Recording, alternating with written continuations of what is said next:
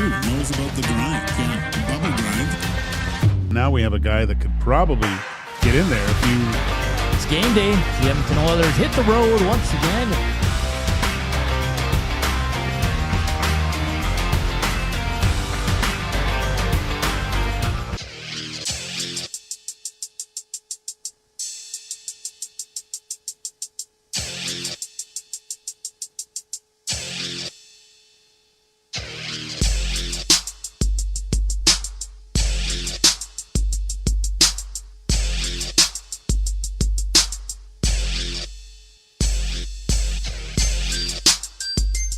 What's up, Nasties? How you doing? Happy Friday. Welcome to EST Afternoons here on Edmonton Sports Talk. We're live.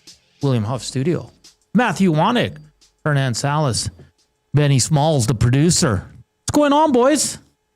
Friday. I'm great. Day is, it's cloudy, rainy, but it's Friday. We got the Nasty Bash. We got an Elks game. You're wearing a LeBron jersey. Yes, it's a debt paid to me by my brother after a number of years, which I could explain a little bit later. Your brother's rocking probably the best McLaren sweater I've seen. It's a nice one. I don't know where he got it from. It's old school. It's like knitted. My nieces, Yes. my brother, and sister-in-law showed up. I think my nieces are in the other end watching this on the screen. So hi, Hallie and Mila. And Savannah, but she couldn't understand any of this. But I can explain. This has been many years coming. This is a bet that was needed to be paid. So back in January of whatever year it was, before LeBron was a Laker, Okay. we were out in Phoenix and we made a bet. I said LeBron will be a Laker this summer. My brother said, no, he's not. And we bet a LeBron jersey to me, if LeBron signed with the Lakers that summer, or there was a very nice bottle of rum my brother wanted. LeBron obviously signed with the Lakers. The bet was finally paid today.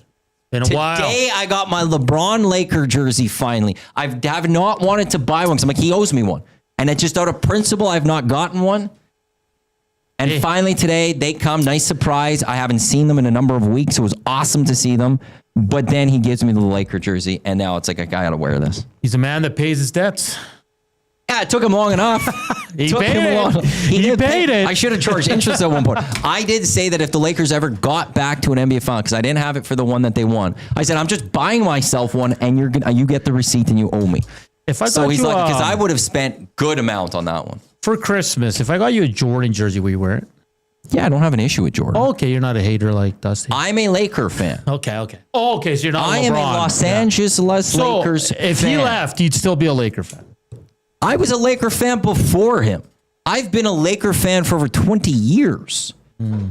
Like I will always have and in the end, I'll now always have a soft spot for LeBron James. He brought the Lakers an NBA title the year Kobe died. It's a very important title to Lakers fans. I will forever be a Laker fan. It's not changing. Luka Doncic is my boy now. Who's okay, obviously Kobe, I know that, but like, was there a secondary player that you loved in the Lakers that wasn't like maybe the superstar, but you're like, that's my guy? I was against Shaq because of the divorce that happened. Okay. Like Van Axel. He was never, I'm just trying to think because there was the main players like Pau Gasol was a huge one. I always did like Pau Gasol. His partnership with Kobe was great to watch. Like Robert Horry. Yeah, no, I'm just trying to think if there's any, like Kobe was my boy. Yeah. It was Kobe. I was young enough for him for that one. I have always liked Austin Reeves lately. He's good, man. He's a good little guy that Alex Caruso was a great player. It was sucked when they let him walk. Yeah, I was there's a lot of bad years. And I'm just trying to see if there's any Laker that I really liked in those bad years. Brandon Ingram, Kuzma, Lonzo Ball era, Max Business. I never minded Kuzma. Hey, Ingram. When they traded Kuzma for, I think he was part of the Westbrook deal. I was sad that Kuzma was going the other way because I did like Kyle Kuzma. There was it LeBron or Kobe, a clip when they were really bad, and then they won a game or they hit a shot and they're all celebrating like they won the championship, and Kobe's just sitting there like shaking his head, like saying, "These damn Utes." There was a practice that Kobe went to where he laid into his teammates. And as he walked off, he looked at the then GM, Mitch Kupchak, and said basically so along the lines is, get me better players. It's great. Well, let's have some fun with it. If you could pick one NBA jersey, past or present, which one would you get? Because I'll be honest, I grew up a Knicks fan because I love the bad boy Knicks of the early 90s. My guy was John Starks. He wasn't a superstar. He wasn't a star. He was just a really good point guard, but he would fight. He was tough. He would always go up against the Jordans and all those teams. If I had to pick one jersey, and this is going to sound weird to many, it'd be John Starks, number 3. Old school New York Knicks. A black Kobe 24. Oh, okay. Because he switched numbers how many times? He was 8 too. He started at 8, won the first 3 titles. I want to say 06 maybe. Yeah. He switched to 24. Oh, one of the best pairs of socks I ever had. Okay. And I think I've stopped wearing them because I don't want to put holes in them, and they only come out very rarely. I have Kobe Bryant socks where one foot, it's number 8 Kobe, and it has a little afro on it, like that you could actually touch it, and it has got a little afro on it. And then it's a bald 124 for the left leg. It's awesome. So great socks, but I've retired those socks basically. They come out very rarely. So you would just go Kobe then? Kobe's the reason I became a Laker fan, but also the reason I watched basketball. Yeah. Kobe, I know for a lot of Canadians, it's Steve Nash. Mm-hmm. For me, it was fully Kobe. Kobe has been my, he's probably in my top 5 all-time athletes ever. A secondary one, though, because growing up, and this guy, it was just cool. Sean Kemp Sonics, like Big Maple says. Because Sean Kemp, again, he wasn't the star of the league or anything, but he could dunk, and just the color and the number, the Supersonics. That jersey's probably for many, I think for many basketball fans would be on the list just because of, the nostalgia of it. They no longer exist. It's crazy. Bryce the Sparky says John Stockman. John Stockton is coming to town. Yeah. For Alberta Basketball Association dinner. Yeah, it's crazy. Max Bezuza says the black Iverson jersey that looks like a muscle shirt. That's an awesome one. Right in the Pine. Jason Williams, white chocolate. Oh. I don't have enough basketball jerseys. This might be my second. Big Uke says Vince Carter Raps jersey with the dribbling Raptor. Yeah, see, Vince Carter's my guy. Rob from the Globe, 21, Dominique Wilkins. Classic. I have a Jordan Wizards jersey. Do you? Mm-hmm. So it's a large, though, so it's too big on me now. Confession, I've never had a basketball jersey. I get it. Yeah, in Canada and stuff. Growing up, I was saving my money for either CFL or NHL Oilers jersey, Elks or Oilers. Exactly. So I never really had, but I think it was at Champs. I think there was a Jordan Wizards one. It was at the time relatively cheap. I spent my money on it. Still have it. Lieutenant Eric has some good ones. He's collected a few. Yeah. He's hit. I know I've gone with him in the mall where we'd hit lids or something, and there'd be great deals. That's the one thing, they sell old jerseys, unlike any other sport. I think you can't maybe I'm missing it. You can't walk into a lids and see a bunch of retro Gretzky, Lemieux, or Howe jerseys that are up for sale. You go into lids, and there's a portion of the wall that's the new players right now. Yeah. You get your Doncic, Antetokounmpo, Jokic, Curry. You can get those, but then they still have the Shaquille O'Neals. They still have all the names that we've just gone over. You could still find those. NBA does that very well. Yeah, it's great. Benny, you own an NBA jersey? I don't think so. Okay. I don't think I do. I own a Dolphins jersey. What number? 10. Tyreek Hill. Okay. Yeah. My buddy got Waddle. So, yeah. We're a duo. I think it's the only other non-hockey jersey that I have is that football jersey. Now I'm thinking about it. I was gonna join my friends hopped on the Miami Vice wagon with when Butler was there and those jerseys. Those are sweet. So they got those jerseys. My one buddy has Tyler Hero, and then other one has Butler. I don't know. If I got a jersey though, it depends now actually with his injury. I'm a big Lillard guy. Oh, okay. I've always really appreciated Eric Lillard. has one. Really? Yeah, it is. There's nothing wrong with it. Like I just said, you could buy all the old school ones still. You might as well go get one. Well, I mean, now he's back on the pro placer, so I mean, doesn't really it's matter true. now. Yeah, so, but yeah, no, I always liked him. So if him or like I like Curry, like I just think Curry's a good dude. Just like Yeah, I think those are one of the most popular ones now. Barry the Cheater says Penny Hardaway, Which I think Eric has one of those too. the Penny Hardaway white think he stripes. Yeah, that's nice. VR says David Robinson's 50 on the black. That's nice. One thing that I've never been a fan of muscle shirts. I don't like wearing those type of shirts. So I've never also like growing up would have never bought myself a basketball jersey because I'm not going to wear it just as is. And nowadays it's like, I feel maybe it was back then. I just never noticed it, but you put it now more over something like luckily enough today I'm wearing this white hoodie. This works perfect. Yeah. I will wear this a lot more like over hoodies. But I would wear it with a t-shirt. And that's the only way I would do. I'm not one of those that could just pull it off. I don't feel right in that personally. Eric pulls it off that way. So that's part of why I never bought them was just like, I'm not going to wear like a muscle style shirt.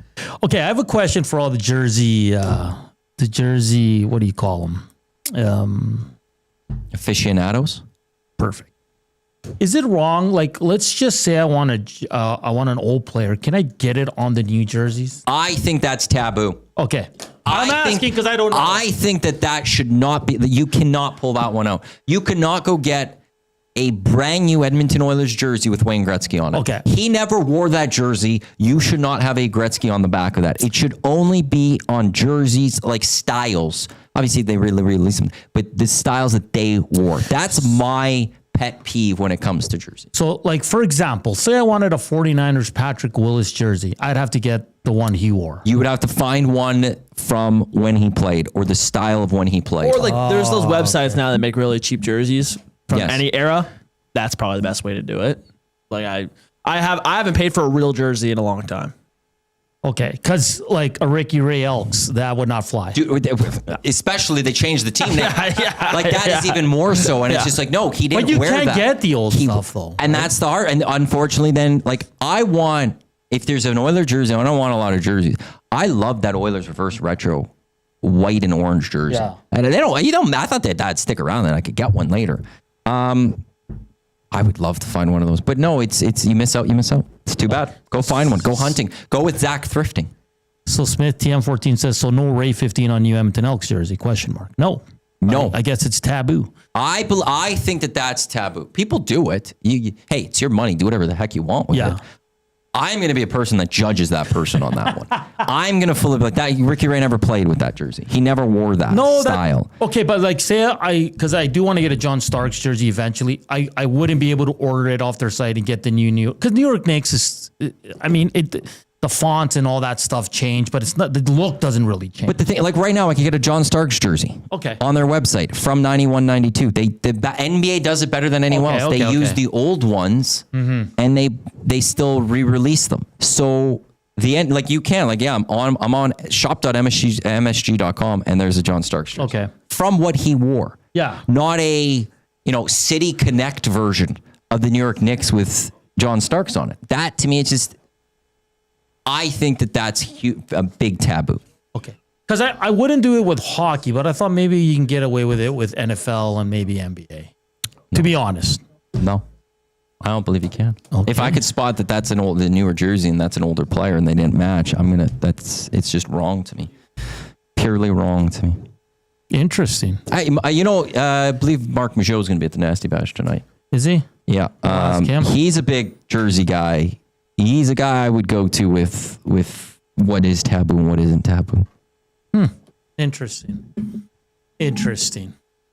El Presidente sounds like a business opportunity for sports franchises to get into retro jerseys. Do you know how big that would be? That'd be honestly, awesome. if you're the Edmonton Oilers and you go release Ryan Smith jerseys again and Alish Hemsky's jerseys again of that style, you'd still make money. You're just getting it from a different. Like you sell the year. Didn't they do that during the playoffs?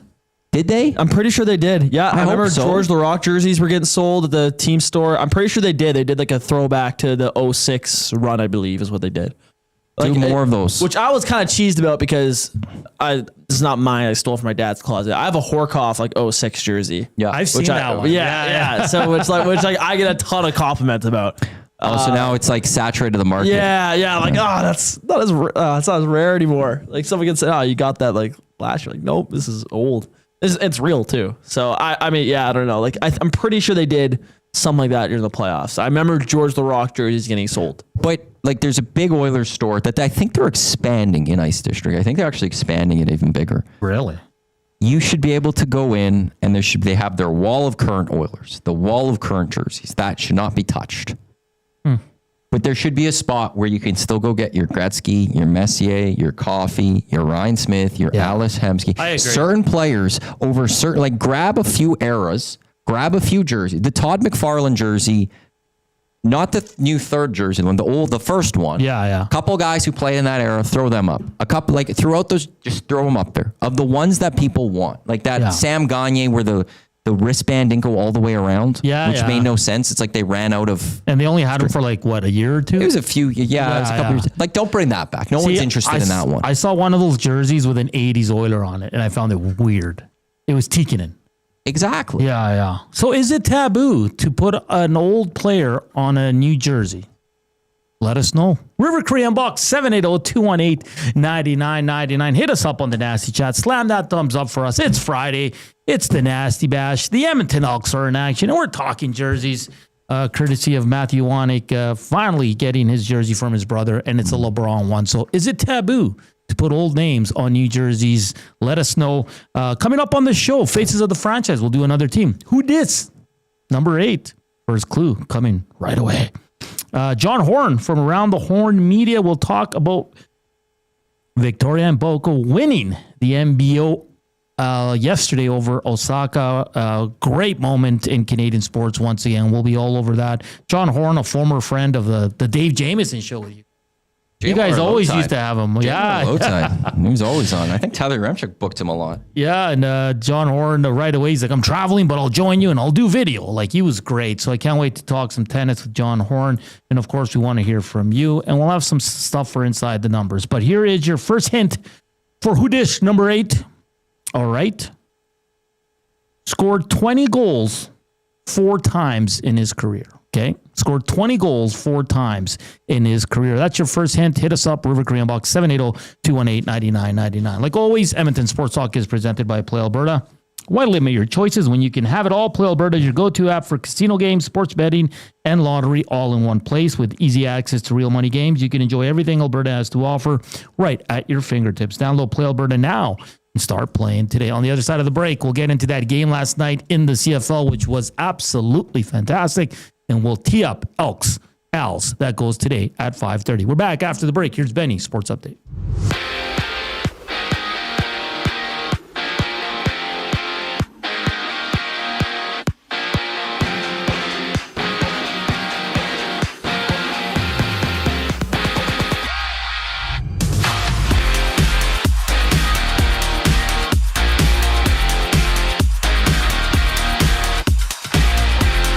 Elks and Alouettes go at it tonight. MBT will start for Montreal, for Fajardo for Edmonton. That game gets going at 5:30. You can listen to the Green and Gold Kickoff Show with Matt Awanek and Jay Milne. Get you set for the game. That show starts at 4:30 only on Edmonton Sports Talk. To the Diamond, the Blue Jays crack open a 3-game set against the Dodgers tonight.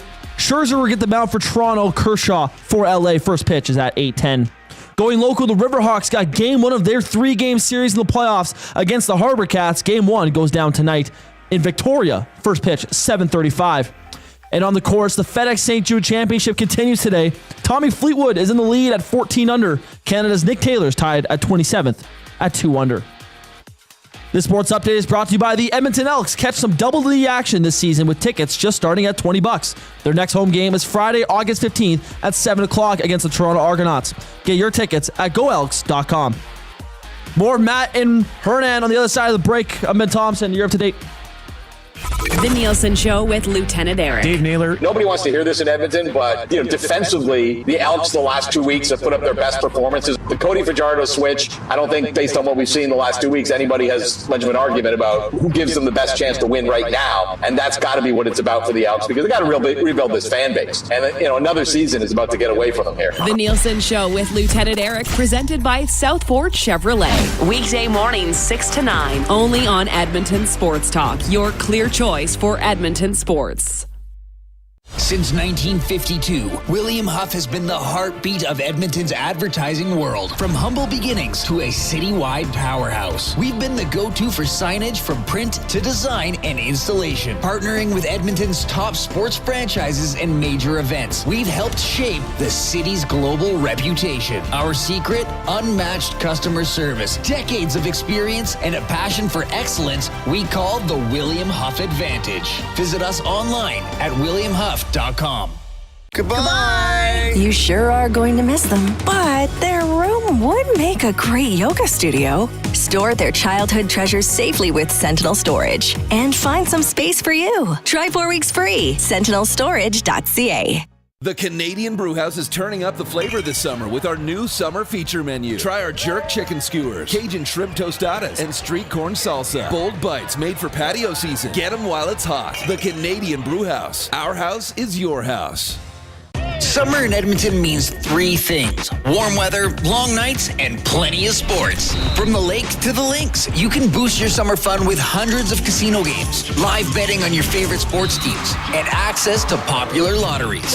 All in one app, anywhere in the province. Download the Play Alberta app today and deposit $20 or more with promo code YEG50 to claim a $50 free bet. That's promo code YEG50 for a $50 free bet on us. Redeemable once per Play Alberta account. Remember, if you gamble, please use your game sense.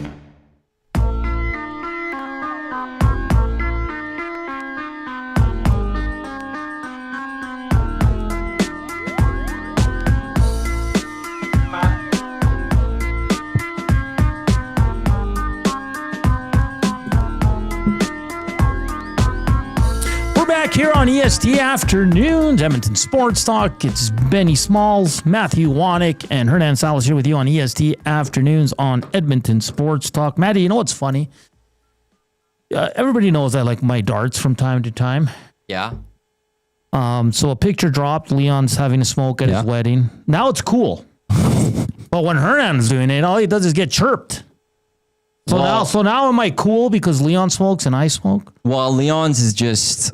It's just the wedding dart. It's the drinking dart. That's what I do. I don't Only smoke. when you're drinking? Yeah, I don't smoke regularly. Not every time I drink either. So it's only when you're drinking you have the dart. Yes. You shouldn't have been ripped. Yeah, prior. I agree. I don't think I ever actually ripped you for that one. I think you're the only one. But me and Leon Drysdale are smokers. Leon follows you. Join the club. Leon. Now no one could say anything about you now. Oh, Leon looked like he was having a great time. Fantastic. Hopefully it was. Well, I mean, his honeymoon. Oh. He's with Connor. Connor's like, come on, he's staying. You don't honeymoon with the guy and then decide to take off. I told you this long ago, he's staying. I know, but there's people out there, many media are trying to make a story out of this, and it's not, right? Right? What did you do? What do you mean? After Connor's comments. You got a little worried. Yeah, I did. You got a little worried. Here's the thing. I'll stand by this. January 1, 2026. Is Connor extended or not? If he's not, then it's a conversation. Before that, don't care. Yeah. It's signing. Big Maple says, when's the last time you put 50 on the board, Hernan? Yeah. That's a good point. I also do have a couple tweets bookmarked for when Connor signs. Oh. Am I one of those? No. Oh, okay. No, it's from like people coming at me. Why would he resign with cap going up now? Dumb. If he does not sign an extension before the season, there's a high likelihood he gets traded to the team of his choice. Just remember, Gretzky got traded. He's going to sign, but it was like on one of those things he's going to sign. Gretzky was sold. It's a great point, too. Let's not forget. Hey, let's talk some Canadian Football League. What did I say yesterday? Did I guarantee a Lions? You did. It was close, though. I was a little bit worried. But, man, that pass from Rourke on third down on the final drive to McInnes. The game's there for Hamilton. What a pass, man. But it was crazy. Like a pretty boring first half. Not a lot of points. I can't believe the Ticats were winning. 59 points scored in the second half, Matthew. 69. Butler was excellent. Rourke was excellent. McInnes finally showed up for you. Well, kind of. He didn't score a touchdown, right? But he had some big catches. Yeah, he was good. Because you have him in fantasy, right? I didn't play him. Oh. Well, Can I ask you a quick question? The Kenny Lawler catch. I have to see it. I didn't see another replay. They only showed the once. They kept showing it the wrong angle. I got to go find this. They had it on the first replay, Find it. and he traps the ball like this, and it hits the ground. So it can hit the ground as long as the ground doesn't. If they believe he has possession of the ball and the ground doesn't assist in his possession of the ball, it can hit the ground. Did that ball move when it hit the ground at all? Because if not, they would then argue he had full possession and the ball did not help him control that football. If the ball helps you control it, that's when it will get overturned. Because they moved pretty quick, Maddie. They moved extremely quick to get the next play underway because they knew that it was going to be looked at. Reviewed. Yeah, exactly. Tim White fumbles in OT.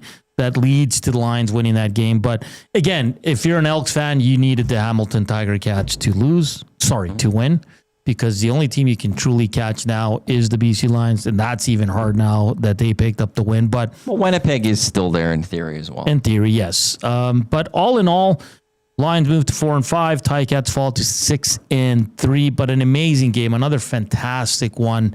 Really like what I saw from Rourke. The BC Lions defense did make some plays, did get them off the field. And Hamilton was just due. It's not that they played bad. At times they moved the ball at will, man. Like it was almost too easy for that offense. SGA in attendance, which is kind of cool with the NBA championship trophy there as well. Looked like a great night in Hamilton, but overall your thoughts on the game, Matthew? Wonderful football game. Great football game. Just outstanding for that second half. Like I missed the majority of the first half. It doesn't look like I missed anything. No. And they saved all the action for me in the second half. Just the first three possessions. Hamilton in no time. I want to see how. I'm trying to log into TSN to get a replay. It's not letting me log in. That first possession of Hamilton to start the second half was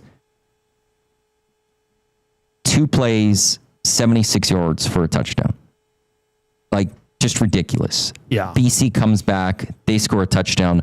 6 plays, or 5 plays, 75 yards. Then Hamilton gets the ball back. 8 plays, 73 yards for a touchdown. TD to start that third quarter. It was like, we're in for a game here. And they kept playing the rest of the way. It was awesome. Nathan Rourke, Bo Levi just exchanging haymakers. Yeah. And I actually kind of somewhat forgot about that McInnes third down catch, but that was just a major moment because that was the game. Yeah. Hamilton gets the stop. They're winning that football game. Yeah. BC loses yet again.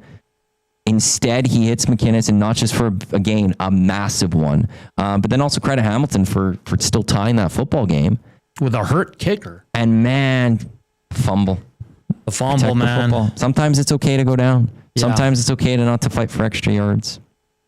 It was just a fantastic game, and I hope tonight we get the same. But looking ahead, first tell our audience, Matthew, you and Jay. 4:30, Green and Gold kickoff show. Myself, Jay Milne, live at the St. Albert Rugby Club, as we'll get you set for the Elks and Owls. We'll also have the post-game show all taking place live during the Nasty Bash, that post-game as well. The Reed Wilkins show is 3 to 6. They'll be back on from 5:30 until 6 as well. But yeah, we've got, it's going to be an interesting show. Still just a couple little things I need to prep for it, and then we'll be good to go. Well, I don't want to take away from your show because I know you do your top 3 storylines. It's 30 degrees in Montreal today. Another hot one. I haven't looked at the weather yet. Yes, 30 degrees. I just looked it up. Matthew, what are you looking at for today? Like, I'll ask you this. I was thinking of this driving in. Where are the Elks better than the Alouettes right now? Quarterback. That's it. Is that it? Yeah. But that's the most important position in football. Okay, but who's got a better kicker? Maybe punter as well, but who's got the better kicker? Well, Maltos is just unreal. Who's got the better offensive line? Okay, but wait. Who's got the better running back? Who's got the better receiving core? Who's got the better D-line, linebacking core, and secondary? You still think the receiving core is better today than what the Elks can bring?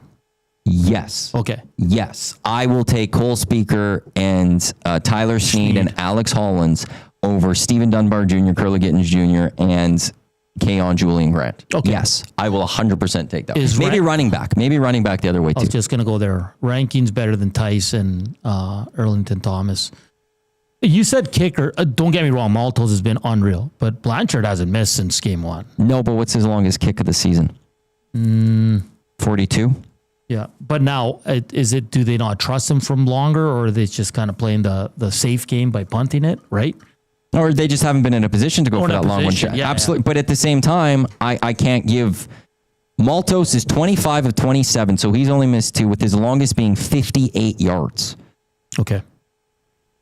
When it comes to Blanchard, he's 10 of 12, so he's only had 12 kicks. He's been perfect since those first 2. Not going to critique that. Yeah. But his longest is 42. I'm going to right now say the better kicker is the guy who's kicked a lot more kicks, has only missed the 2, and is at 58 for his long. Yes, there's an advantage for Montreal over Edmonton right now because the Edmonton one is more of an unknown. It's not a bad, it's just an unknown. Is the secondary a lot closer because of the injuries to the Alouettes secondary? No. No, okay. I'm just asking. I'm not... Ciante Evans is a bat. But he's coming off the couch. So... Well, when I say couch, I mean... Okay. How did Trevor Harris do against 2 young guys a couple weeks ago against Edmonton? Not well. Yeah, exactly. But so they can play well. Okay. You need new guys can still play well. I don't know why I can't sign into TSN. So what you're saying is they're better at quarterback and they're better at running back. They're not. Yeah, and punter. Probably give him punter. I don't know anything about Montreal's punter. Zima, I think it is. In the end, Montreal is a very good, very well-built football team that could go win the Grey Cup. Their whole team's not hurt. Yeah. Of their regular 24 starters, they're not all hurt. So there's still a lot of talent on the Montreal Alouettes team. It's interesting. And the Edmonton Elks are a 1-win football. The Elks are coming off heartbreak because they had the game with 1:11 to go. It goes right through Julian Grant's hands. Okay. Now, we can talk about what happens after. We don't know. But the Elks would have been in a great position to win the game. On the flip side, Montreal's coming off getting their absolute butt kicks, right? Mm-hmm. So, because... See at the bash. So for me, it's like Jason Moss can have these guys ready. They're not going to get embarrassed again. I'll give you that. But I find that the Elks, too, are just... They're saying all the right things. Yes, I know they have 1 win. But they're so damn close, Maddie. And I feel like tonight against McLeod Bethel Thompson, I think that's where this game lies is can Cody outplay? Can Cody score touchdowns? More touchdowns than McLeod Bethel Thompson? His receivers still need to play into a role in that. His O-line still needs to play a role in that. This isn't basketball where one guy could just carry you. Yes. Hey, cool. There was a point where we could say that he threw more touchdown passes than Bo Levi Mitchell did last week. But he didn't in the end. Why? Because Keon Julian Grant... or it would have had equal amount. Keon Julian Grant dropped the football. Cody Fajardo could play well. Doesn't matter sometimes in football. Mm-hmm. The Edmonton Eskimos at the time had Ricky Ray for many years. Didn't do anything with him at the end. Why? Because the rest of the team wasn't great. It comes down to, it starts with the defense. And I will just start with that one. If this game is close down to the wire, is the Elks defense right now going to make the stop that they haven't done yet this season? Maybe you could argue they did it against Ottawa. Yeah, a bit. Yeah, it's like I'm so fascinated by this game because I just don't know what to expect from MBT. Because at times last year, Matt, like the game in Toronto when he was a member of the Elks, he was brilliant. They lost because the defense couldn't make a damn stop. Is that the guy we're going to get tonight? Or are we going to get the guy we've seen for most of the season, which is he can't move the ball? You know what I mean? Mm-hmm. So like MBT to me is like the key to this game here. Right, but let's see what McLeod Bethel Thompson's done this season. Like last game against Edmonton, he was 6 of 8 for 77 yards. Didn't do anything wrong. But in a game that was kind of out of so he didn't have to throw the football much. Yeah. Against Hamilton, he was 24 of 41 for 203, a touchdown, 2 picks. Yeah. Against BC, 15 of 23, 192, 2 touchdowns, no interception. So, clean game. Against Calgary, he did go 30 of 40 for 280, 1 touchdown and 1 interception. And that's not all after VA gets hurt. No. And VA getting hurt, that doesn't impact the defense he's going up against. 280, 1 TD, 1 touchdown. Like, if McLeod Bethel Thompson goes out tonight and is 280, 1 TD, and 1 interception, They have a chance to win? They have a very good chance of winning that football game, the Montreal Alouettes. Okay, let's look at the dark side of this. If they lose tonight, Maddie, is it moving on to next year for you? At 1-7. You're not at the halfway point yet. It's the only reason it's not is because they play Toronto and Ottawa in the next two. And if you go win those two football games, and again, there will be huge ifs if you lose again. If you go win those two games, one of those teams is going to likely be at 6 points at the end of this week. One of those teams is likely going to stay at 4. You go win those two games, you're at 6 points. You're right there. And maybe you're close to BC. But the problem with that is, what do the Elks have after that? And you get 2 against Calgary. Yeah. And I think you lose some of that ground. If it's not over, we're getting ready to call it, though. Like, it's calling the family. They need to be around because it can happen at any moment now type thing. It's that close. They tonight is a must win. Yeah, I know. It's a big one. It's a tough place to play, but the Elks have won there. They won there in 2022 with Taylor Cornelius. Came down to the wire as well. I think that game, there was like 5 PIs on Kenny Lawler.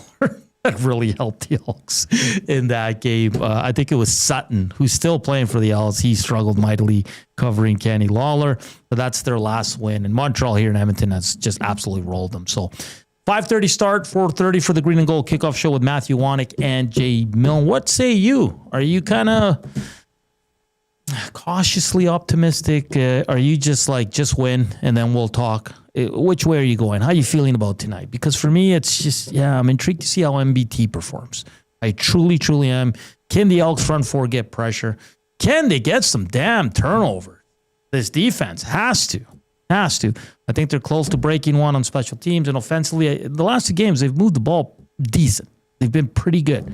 So we'll see if Julian Grant makes up for his big blunder last game. So much stuff to watch in this one. I can't wait. 5:30 kickoff from good old Montreal. Like always, the afternoon inbox is presented by the River Cree Resort and Casino. You want to check out a show tonight? You still got time. It's the Bay City Rollers rolling in. All you have to do for tickets is go to rivercreeresort.com or hit up the River Cree box office. Up next, more on the CFL, and we will do another Faces of the Franchise here on EST Afternoons. Hammer that thumbs up for us. Here's Ben, Sports Update.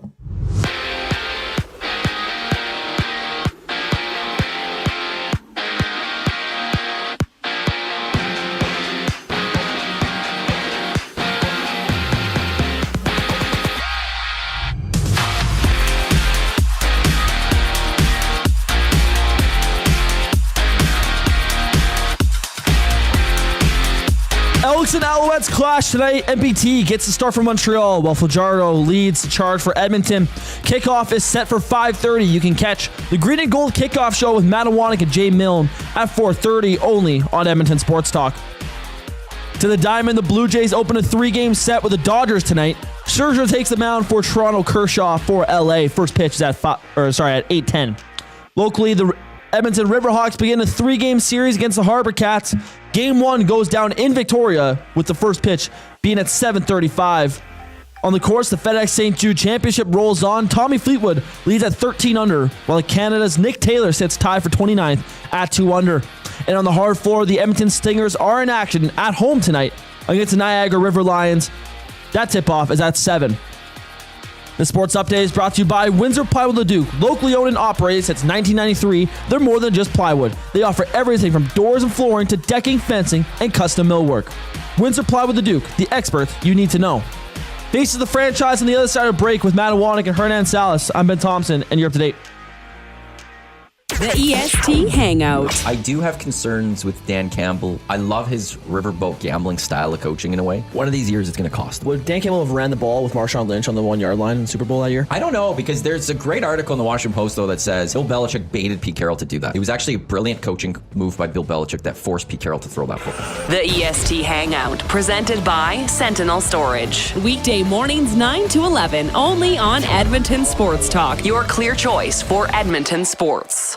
Your home for live music and great performances is the River Cree Resort and Casino.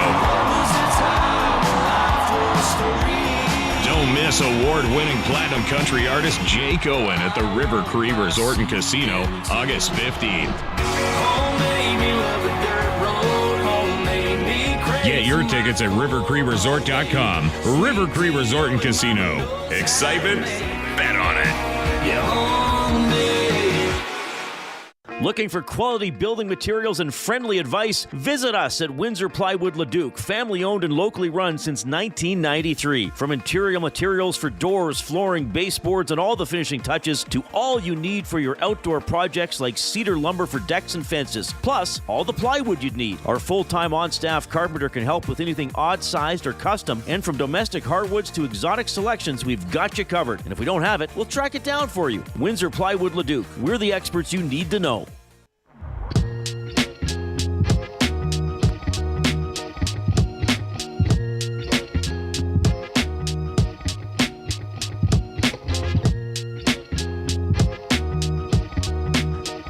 All right, welcome back to EST Afternoons. Matthew Wanick, Benny the Jet, Hernan Salas. Your second clue for who dis. First one was scored 20 goals 4 times. Your second hint. This player played in the World Juniors, Maddie. You're all going to kick yourselves when you find out who it is because it's damn easy. I had Dustin Penner. It's easy. All right. Keep those messages. If you get it now, you're in, right? Timestamp on our inbox. Top 5 will go into the Wheel of Fun. And you'll join many of the winners. So we'll see who gets it. All right? We could try that OBS thing again. Yes. That was fun. You got to show me again because I can't remember. Well, I got to figure out the best way to go about it again because it's been a long time since I showed you guys that program. But that one was, the way we did it on Wednesday was pretty good, right? Yeah, there's a different way of doing it, I think. Hey, slam that thumbs up. Hit us up on the River Korean box, 780-218-9999, and on the Nats chat. It's time to select another team. We did Montreal yesterday. Who did we land on again? Lafleur, the Rocket, Beliveau, and Kendryden. Right. Yeah. All right. I'll get ChatGPT ready so we can get the... Here we go. Random choice generator is going to spit out a team. Ooh, I like this one. Tampa Bay Lightning. Ooh. Faces of the franchise for the Tampa Bay Lightning. What say you? Guys, I don't think this one will be too hard. Actually, it might be. Yeah, it might be. There's a lot of tweeners. I don't know. I think Stamkos has to be there. Easy. Has to be there. I have 3, I think. I got to just double check on the Lightning. I think I have... Ooh. Honestly, I have 3 for sure. I think I have 4 now. How many of them are like current NHLers? Yeah, that's I would have a lot of them. I would have a lot of them as current guys. Just changed. The first clue, Mex, is scored 20 plus goals 4 times in his career. Okay. I'm always afraid to tell Mex because he's really good at guessing. Okay, so I think it's got to be Stamkos. That's obvious. Has to be there. Leader in points, leader in game. Nope, he's not the leader in games. And you think he's second. See, Reed's list in the Nasty Chat is pretty much exactly what I have. Okay, because I was thinking of one. I don't know if I can do that one, but it's Vinny LeCalve has got to be there. Yeah. Vincent.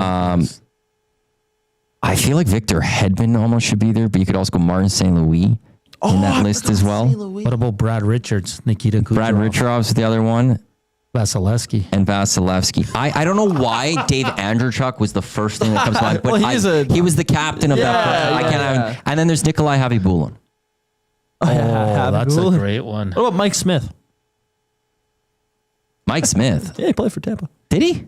Yeah, he did. I'm just trying to remember that one. How long was it there? Couldn't have been long. 3 seasons. Yeah. 4. Yeah, St. Louis got to be in there. I think he has to be. Does he? Yeah, he's got to be. He was. I think St. Louis is in the conversation. He left in a very weird circle. He didn't get selected to Team Canada. He got pissy. Stamkos left too. Eisman had to trade him, but he didn't get pissy. Stamkos wanted to stay there. Yeah, that was a different situation, I would say. They were trying to pay him a 6-year deal, $2.5 million. I feel like this is harder than Montreal. So the 3 of us are for sure in on Stamkos and Vinny for sure. If anyone's against that one, you're wrong. I'm just going to say that one right off the bat. Okay, so I feel confident saying you're wrong if you don't think those 2 are part of it. So then the last 2 spots is between Kucherov, St. Louis, Hedman, Braden Point, Brad Richards, Vasilevsky. Braden Point could go away. Too. Braden Point you can get rid of. He's 6th already in scoring. It's not about just the scoring. Like, okay. I'm sorry, I'm not putting Braden Point ahead of any of those other guys. Or Happy Bullen. Yeah. I wouldn't have Happy Bullen there. Lecavalier, so... Yeah, he only... Does Lecavalier need to be there? Yes, he is. Does Mr. He is Mr. Tampa Bay, though, right? More. When we're talking about faces of a franchise, it's Vinny Lecavalier. I think more than Stamkos. There. I mean, he had a rough end to his career. It's not about points. He's only got one rocket. It's not about production. He's got one rocket. But it's the faces of that franchise. Yeah. Like when you think Vinny Lecavalier, you think Tampa Bay. He had one of those big first contracts that were handed out and stuff. Yeah. When I think Stamkos, I think Predators. No, I'm just kidding. I was gonna say. I think I'd be able to throw out the goalies and not put them in. Not even Vasilevsky? No, because I think I'm going St. Louis, and I think it would be Hedman. I think that's kind of where I'm going. Vazzy's the best goalie of our my generation at least. What's his record in game 7s and stuff like that for the longest ridiculous? Time? He doesn't lose them. Okay, how about this? YouTube Trev says Kucherov is the most talented Lightning player ever. I agree. Ever. Which one? Who? Kucherov. I agree. I know, but and he's second in scoring, and he's probably going to be the all-time leading scorer for Tampa Bay this year.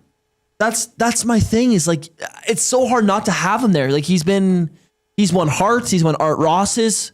He's one of the most talented players in the NHL. I understand, we want to give credit to the older guys, but the prime of the Tampa Bay Lightning is right now, or it was past 5 years.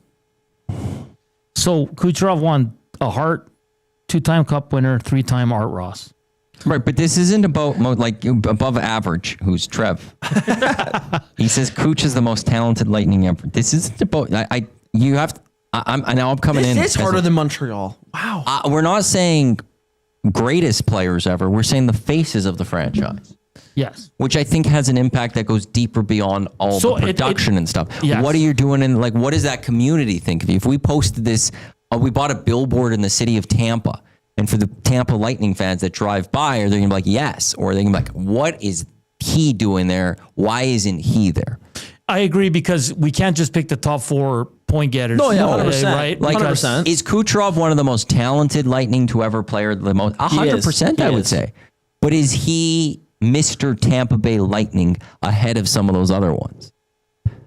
Honestly, one day this conversation, and I know it ends with the Edmonton Oilers. Well, I'm not going to do the Oilers. I don't even want to hint at one of them. But there's sometimes those players that just even transcend points and all that. And I do want Vinny Lecavalier, great.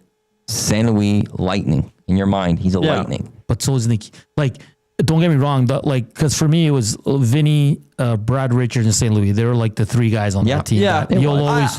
But I'm cool with leaving Brad Richards because he went to New York and he went But this generation, the Kucherov, Vasilevsky, they've won more. Yeah, they may have won, right, but it's a whole franchise. You got to look at almost the whole franchise in a sense. I will just say that I think if you went to Tampa and where their hearts were, where the Lightning fans' hearts were, in those runs of those cups, it's Stamkos, it's Vasilevsky, it's Hedman, and Kucherov's 4. I think Kucherov's the 4th most loved Lightning of his era. Yeah. In that market. Yeah. Yeah. I he also wasn't even there for one of the regular seasons. Yeah. That's true. It's just, that's where I just Kucherov, I'm not going to dispute the talent of Nikita Kucherov. I'm not going to dispute where he ranks in terms of the most talented Lightning ever. But when we talk about faces, I think he's lower on that list. I think there's 3 that need to be on this list, in my opinion. Stamkos, St. Louis, and Lecavalier. I'm convinced Lecavalier. Reed Wilkins says Vinny, St. Louis, Stamkos, Hedman. And I don't mind Hedman being 4. I don't mind that at all. I think if we go into that era of this Lightning team, it's between Vasilevsky and Hedman. I do believe. God, they have so much grown talent from their system. It's I can't even argue that he wasn't even drafted by Tampa. Hedman was, Vazzy was, Stamkos was, Kucherov was, all guys that they drafted. Dawson Nielsen, Dave Andrechuk, Brian Bradley. Wow, what a name for the Penguins. Dave Andrechuk. Yeah, I do think of him as a Lightning, but I don't remember the rest of his career. Rip City Step, Chris Gratton, and Rob Zabner. Disrespect. I remember Chris Gratton, 44 or 77? 77, I think. This is hard. This one's way harder than I thought it would be. Well, I'm good with St. Louis in there. So am I. Okay, so I St. think it Louis has to be in there. Le Cavalier and Stamkos are locked in. Three. So now we need our last one, and I think it's going to come from this era. I'm not going to put anyone out. Like, it's not going to be Brad Richards, and it's not going to be Nikolai Hovey-Bulin. Okay, so it's between Vasilevsky, Hedman, and Kucherov. Ooh. I want blind votes to this. Let's close our eyes. Okay. Well, actually, this isn't going to help because the nasties would. Okay. We'll all count down 3, 2, 1, and at the same time, we all say who it's going to be, who you want it to be. Okay. Okay. Just give me a second. Give me a second. I got to confer inside my own brain with everything and Chris where I want to go. No. You let me know when you're ready. Okay. It was banter this a little bit more. Like, I just want goalie, like Vasilevsky. Vasilevsky is the greatest goalie of our generation. It's not about that. I know, but you're actually convincing me the other way right now. He's he's the guy. He is goalie. He's the goalie. He's the guy. I love watching that guy. Rob from the Grove. We're only doing 4. You can't do 5. Yeah, Rob from the Grove. Are you guys ready? So at 3, 2, 1, and you say the name, okay? Ready? Okay. 3, 2, 1. Hedman. Kucherov. Did you say Hedman? I said Hedman. I said Hedman. Damn it. I guess it's Hedman. Victor Hedman it is. Oh, that it pains me to leave Kucherov. That hurts me. It's been Benny and I dominating the last pick this entire time. We have voted against you the entire week. Kucherov is going to be the all-time leading point getter for the Lightning, and he's going to do it in so many less games than Stamkos. But again, are Tampa Bay Lightning fans picking him over Stamkos, Hedman, or Vasilevsky? Some might, yeah. I would don't love think many to know. would.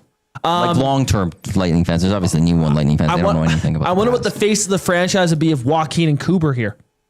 Oh, because I know where my partner Joaquin would go. He loves Vasilevsky. Yeah. And that was the debate between was Vasilevsky and Hedman, and you just when you said of our generation, it changed it for me. Really? Yeah.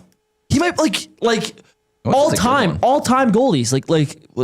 You got Broder, you got Waugh, you got Hasek. If you want to go back, you go Dryden or something like that. But Vazzy's got to be there, got to be around there. So Marty St. Louis scored one of my favorite goals of all time in Game 6 against the Flames in the final in overtime. Because if he doesn't score that, the Flames are Stanley Cup champs. Well, maybe. Yeah. Huge. Yeah. Pictures being sent. Yeah. That's that. I don't feel good about that list at all. You don't like the list? No, I'm happy with the list. I feel bad leaving off some of those guys. That's just the only guy I feel bad leaving off is Vasilevsky or Kucherov. Everybody else can. Well, I think with a team like Montreal, they've just been around so long that the icons were already there. It was easy to choose from. When it comes to they had a good top heavy group. Yeah, I gotta check something. How many years did Marty St. Louis? Oh, he played a lot. Never mind. He was phenomenal too. He won an Art Ross. He won the Hart. Lady Bing 3 times. Yeah, Art Ross. Damn, St. Louis was good. Look at that. That's beautiful. Once that comes over, yeah, it's for those watching the YouTube. It's there. Oh, it's there's the faces of the franchise for the Tampa Bay Lightning. I love it. That looks great. Yeah, you can't beat Vinny and no Stamkos. And then St. Louis has to be there, and it's just Vinny is Mr. Tampa Bay. Who Stamkos obviously on the left, Hedman on the right. Is that St. Louis next to Hedman? Yes. St. Louis on the closest to Hedman. Yeah, and then it's Vinny Lecavalier next to Stamkos. Lecavalier does not look accurate. Oh, Lecavalier looks great to me. Rip City Step says St. Louis was better than Stamkos and more important. Kucherov and Hedman made them 2 cup champs, not Stamkos. Doesn't matter. This is about the face of the franchise, and the face of the franchise that was Steven Stamkos. He still was the face of the franchise. That's good. This one was tough. Like really tough. Outside of the top 2, because everybody knew it was going to be Vinny and Stamkos. But yeah, there's probably 3 guys that many people would consider in this list: Richards, Vasilevsky, and Kucherov. And I still think Braden Point first. He's not getting. We can't even get Kucherov in this list. Braden Point can go away. But 10 years from now, this might change, right? Once Kucherov's done, Point's ending his career. They're top 3 in all time and spend their whole career there. I don't know. You don't think it would change? It's going to be tough to knock. Who are you knocking out? Rip City keeps saying we're overrating Stamkos. I don't think in that market we are. Trev tweeted us out already. What did he say? Kucherov not being named on Tampa's all-time Mount Rushmore tagged all of us, and the GIF is are you kidding me? Yeah, I wanted Kucherov. Trev, you guys beat me. So how many games did he play in one of those regular seasons when they won the cup? 0. Are you kidding me? Looking at you, Trev, right now. I'm into your soul right now. We can discuss it. The Nasty Bash. There's a lot to discuss at the Rip Nasty City Bash. says we're overrating Stamkos' importance to Tampa. To Tampa, I mean, he was still a big part of them winning the cups. I get it that Hedman and here's the question: when the Tampa Bay Lightning choose to make a statue of this era of the Lightning, if they choose to ever make a statue, who's the first one to get the statue? Stamkos. Exactly. Yeah. I think part of it is being the captain. Like 100%. He was the number 1 overall pick. And then you know what? Maybe that's why it was good that we went to Hedman instead of Kucherov. And hearts were broken when he left. And he stayed instead of going to Toronto. Yep. That was the big discussion. The same day that Taylor Hall got traded and PK Subban got traded, he stayed in. That was the third thing that happened in that hour. He stayed in Tampa. He didn't go back home to Toronto, which all thought that he stayed. They were even on top of that. Like, if they do, I don't know what they do. Statue. He's getting it before anyone else. If they all retired at the same time, he's getting it before anyone else. Yeah, that's what makes him the face of this franchise. YouTube Trev says you don't win the cup in the regular season, and then Rip City Step. How many games did Stamkos play in the playoffs? One of those years they won the cup. Who lifted the cup? Who lifted the cup? And at the same time, Trev, you can't win the Stanley Cup if you don't have a regular season to get into the playoffs. Again, staring at your soul again. But you know what's funny? A lot of people don't like that. Some people are overrating her pick of Stamkos, but a lot of people are not fighting for Kucherov, which is interesting. You know what I mean? Yeah, exactly. Yeah. Except for you two, Trev. You two, Trev, and me. Yeah, no, it's... Hi, buddy. I would have put Nikita in there too, but... We voted against him. It's just one of those... No, it's good, man. Hey, that's why we do this. That's what Tampa's doing. That's who the fan base wants. You telling me they weren't hurt? They weren't devastated when Stamkos left? That's the thing, though. Like, if everybody just closes their eyes now, clear your mind, and I say Tampa Bay Lightning, who's the first player that comes to your mind? It's going to be Stamkos. Or I think Vinny. Yeah. Yeah. I think because of the younger generation, more will go to Stamkos. Yes, 100%.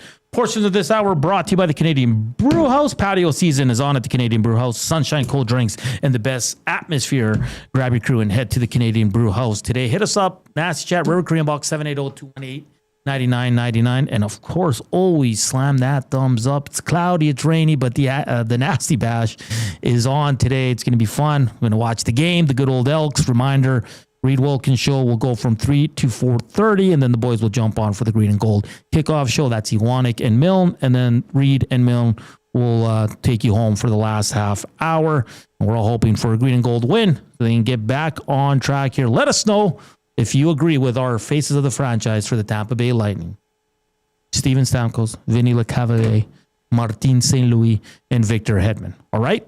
Hour 2, Inside the Numbers. We'll continue to talk some CFL. And John Horn to talk some tennis. That's all coming up in hour 2 here on EST Afternoons. We're back after the break. The Lock Shop. Can you give me an update on this draft thing? Where are we at right now? Tom Gazzola, he has, over the last couple of hours, has shifted the voting, got his late votes in, and looks to be in the draft once again. The people have spoken. The hundreds of single ladies in the greater Edmonton area have stepped up. The Lock Shop, weekday mornings at 11, only on Edmonton Sports Talk. Your clear choice for Edmonton sports. Summit Racing Equipment brings you the earth-shaking thrills of Monster Truck Throwdown at Edmonton's Rad Torque Raceway. 3 massive shows, August 22nd through 24th, featuring 8 incredible trucks with high-flying thrills and jaw-dropping stunts, including Alberta's own crude behavior and roughneck, along with a return of Avenger and more. Experience the epic power of Monster Truck Throwdown, August 22nd to 24th at Rad Torque Raceway. Don't miss this all-ages event with kid tickets starting at just $17. Get tickets and info at radraceway.com. Win a trip to Osheaga with the banquet and Aperol. We're sending one lucky guest to Montreal with flights, hotel, and 2 tickets to one of Canada's hottest music festivals. Enter by July 26. Details in store or on the banquet app. Get real. Play hard. You know Dawn. Everyone knows Dawn. Dawn from Frontier Cartage. That's right, it's me, Dawn from Frontier Cartage, where we're setting the standard for cartage service in Edmonton and beyond, offering city cartage, Alberta highway, short haul deck, and more. My team and I are bringing our years of industry experience and expertise to every mile. Join Dawn and her boys in a new chapter in transportation excellence, dedicated to exceptional service. Call Dawn at Frontier Cartage, 587-222-5826. You've heard the name, but what does it mean? For over 66 years, William Huff Advertising has supplied signage from screen printing to digital to LED with design, production, and install in-house. It's a one-stop shop for all your signage needs. Edmonton owned and operated, William Huff has been trusted by the biggest companies and teams in the City of Champions and many others across the country to do the job. If you're looking for a way to get the word out about your company or event, they are the answer. Go to www.williamhuff.com. Their results speak for themselves.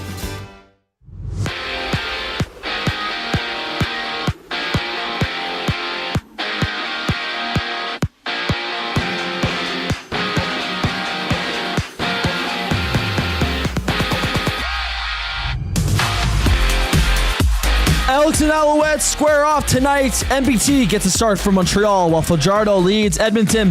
Kickoff is at 5:30. Green and Gold kickoff show will start at 4:30 featuring Matawanek and Jay Milne only on Edmonton Sports Talk.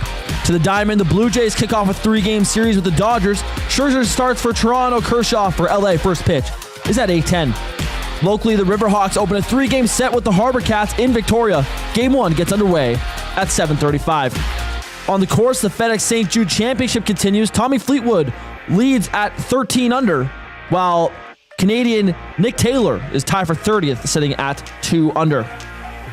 And on the hard floor, the Edmonton Stingers host the Niagara River Lions tonight. Tip-off is at 7. The Sports Update is brought to you by Capital Care. Financial supports deeply affects residents at Capital Care. Whether it's a one-time donation or a monthly contribution, every penny counts. Find out how you can donate at capitalcarefoundation.net.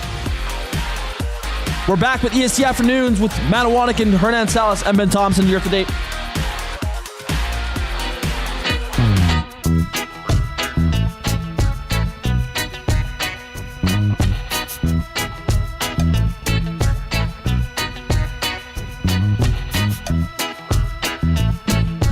Hey, it's hour 2 here on EST Afternoons. It's Hernan Salas, Matthew Wanek, Benny Smalls with you here. Final hour here on EST Afternoons. We get you set for the Reed Wilkins Show and the Green and Gold Kickoff Show. Rip City Step. I just want to know what Stamkos did to hurt him. Well, and he did say he didn't make them a winner, but that's not what the question again is. It's not who's the best player ever. It's the faces of the franchise. Yes, good point. Which is just, I think you brought it up best before we went to break, was if you went up to somebody and said Tampa Bay Lightning, first player that comes to your mind, Steven Stamkos is going to come up the most. Is that me? That's not me. It might be me. No, it's not me. Oh. What did you do? Reed and Jay joined the call and they tested something. Oh, okay. the stream couldn't hear that. No worries. That's what that was. Okay. So that didn't come over the thing. Rip City, we see you tonight. we can discuss more, but Stamkos has to be there. It's not even a question. Not even a question, bro. Sorry. Not even a question.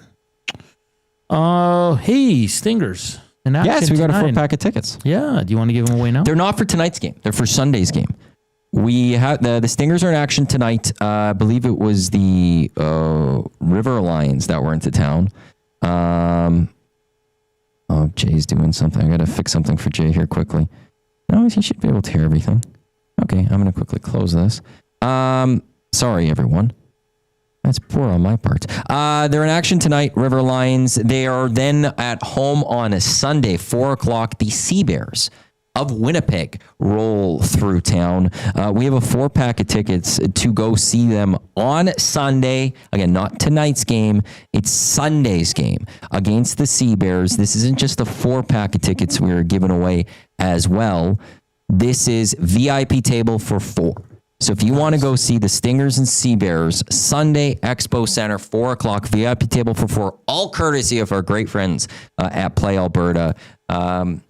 Text us Stamkos to 780-218-9999. Stamkos is the best. That's what it needs to be. Stamkos is the best to 780-218-9999, and you'll go into a draw for those tickets. Anything else, you're not eligible. It's Stamkos is best to 780-218-9999. I think when we do the orders, we're going to have a lot of issues. Might need a whole hour because VR says Ryan Smith would be a face of the oil. I didn't. That's where I was going to say when I was talking about that one. I don't think he will. I'm not going to be here, hopefully, for that. Why not? Debate. I don't want to get into that debate. Because Nuge, he's the only guy that's going to spend his whole career with the Oilers. He's not the face. Interesting. Well, the Oilers won't be for a while, so we have a lot of time. Lots of time.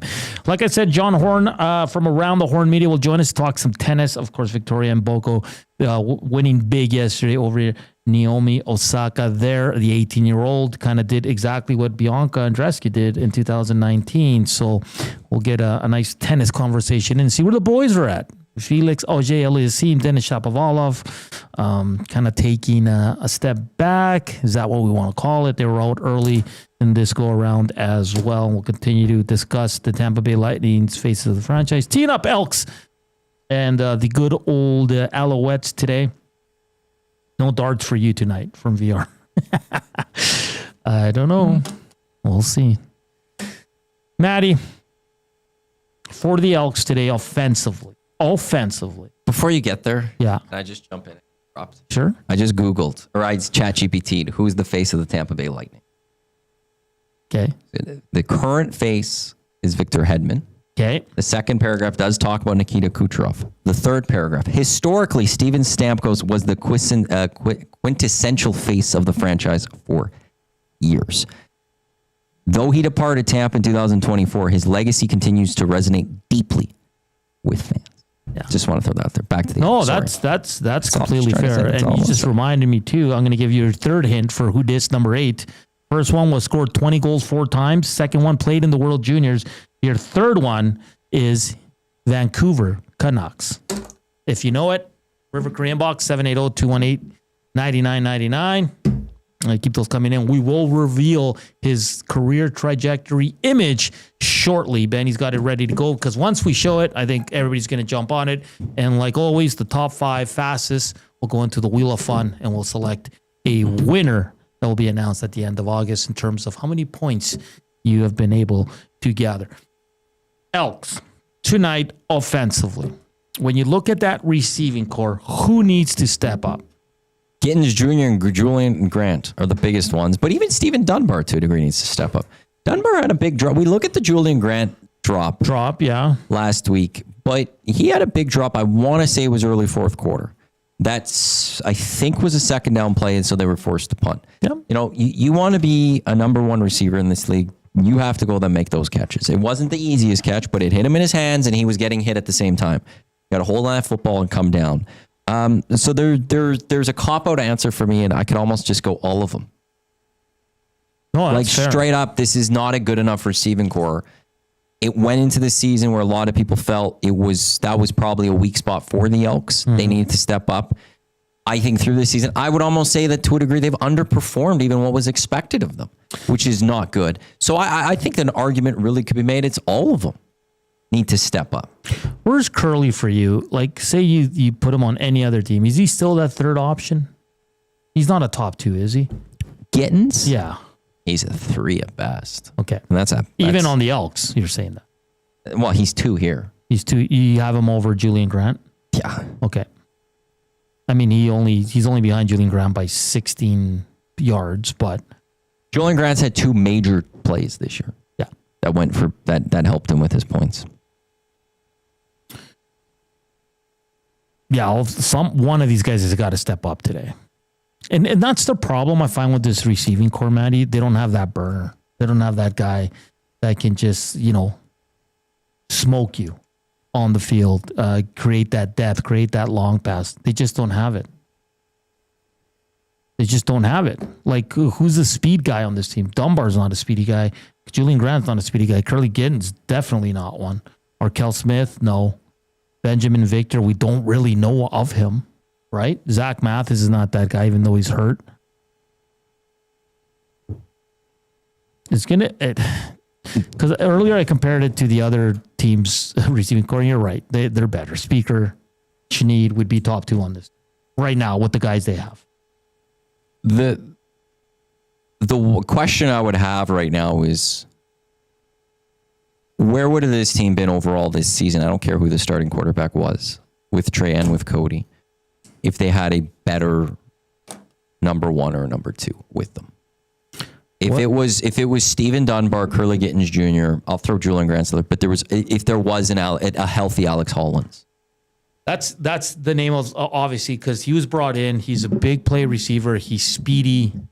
He had issues last year with drops, but I mean, a lot of receivers go through that. But you're right. What if Hollins has played every game? How many more touchdowns? How many more yards offensively does this team have? Because they don't have that game breaker. And I think we've talked with a lot of CFL media on all the shows, and everybody lands on the thing. Like, the Elks' top guy is probably 3rd, 4th on any other team.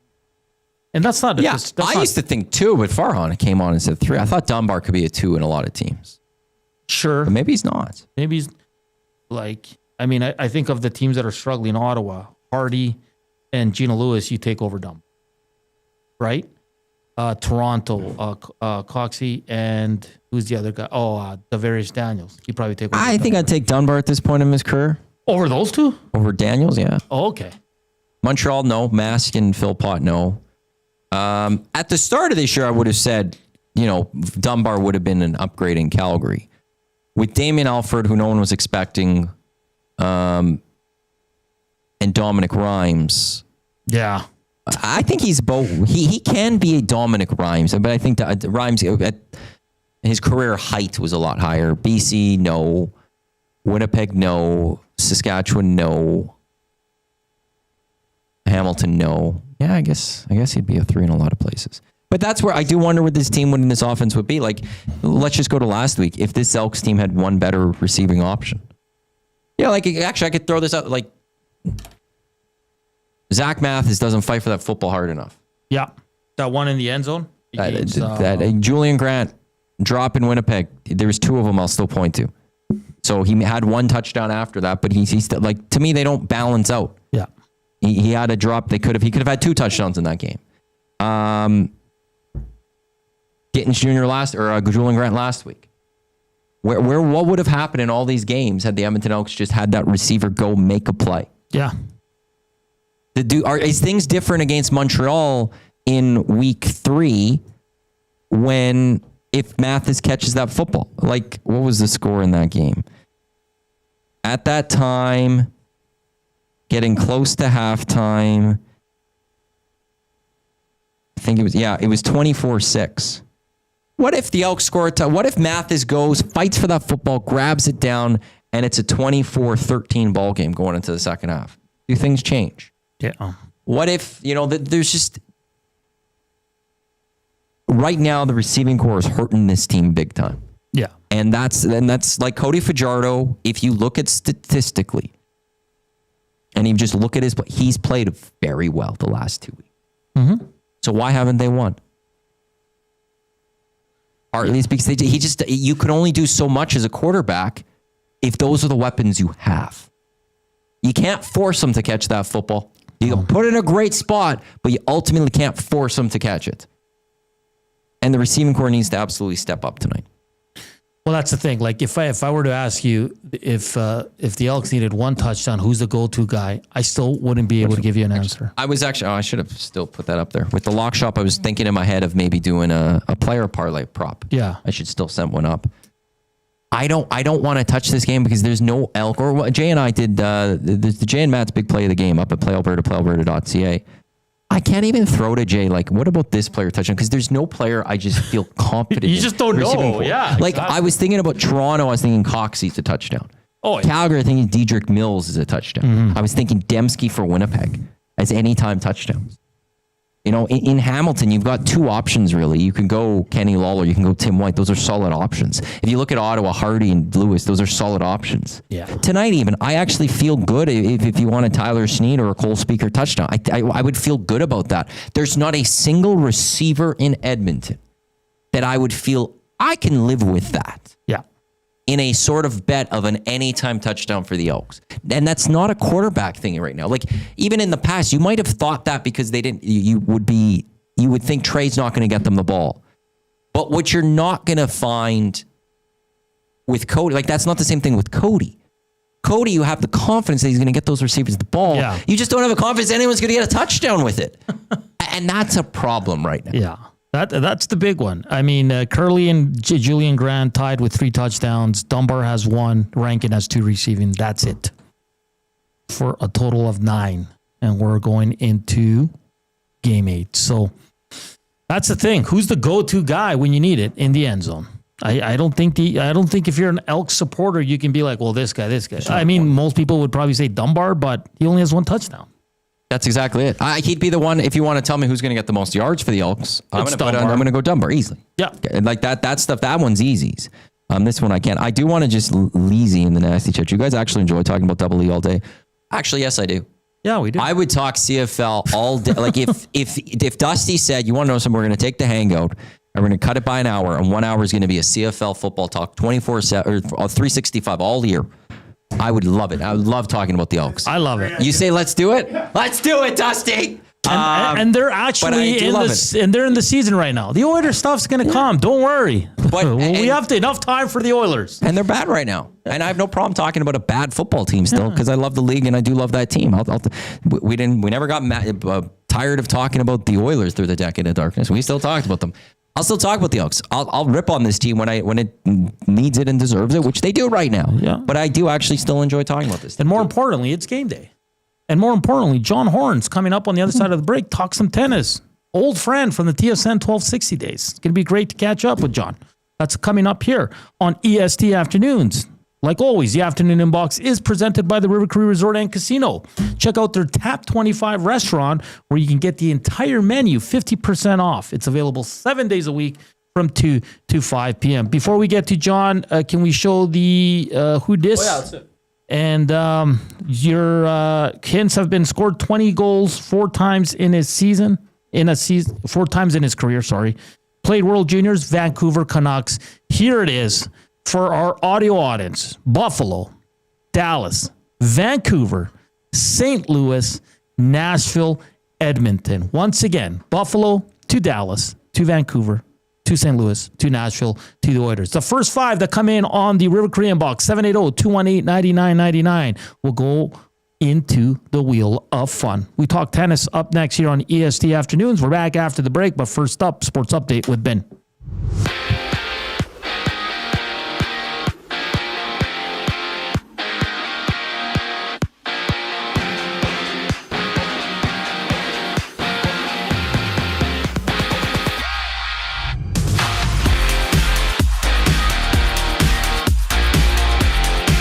Elks and Alouettes square off tonight. NBT gets a start for Montreal while Fajardo leads Edmonton. Kickoff is at 5:30.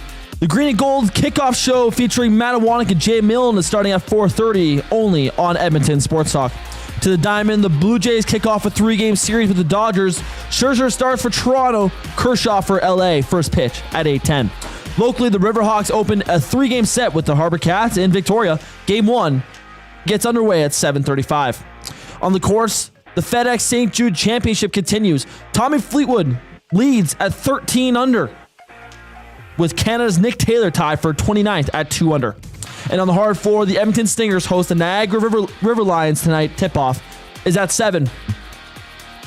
John Horn joins us after the break to talk some tennis. I'm Ben Thompson, and you're up to date.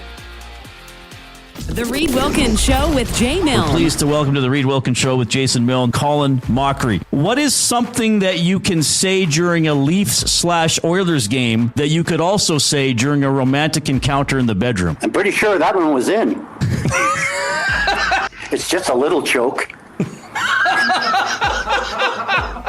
The Reed Wilkins Show with Jay Milne, weekday afternoon 3 to 6, only on Edmonton Sports Talk, your clear choice for Edmonton sports. Okay, 2 kids, 2 backpacks, lunch bags. Wait, where are the school books? Back to school doesn't have to mean the everyday rush and stress of looking for your kids' items. Have more zen in your mornings. Find space for your family's needs with Sentinel Storage. Go back to school with 4 weeks free. Reserve your space today and find the peace of mind your morning needs. Visit sentinelstorage.ca. Buy Canadian, store Canadian. Your home for live music and great performances is the River Cree Resort and Casino. Don't miss award-winning platinum country artist Jake Owen at the River Cree Resort and Casino, August 15th. Get your tickets at rivercreeresort.com. River Cree Resort and Casino. Excitement? Bet on it.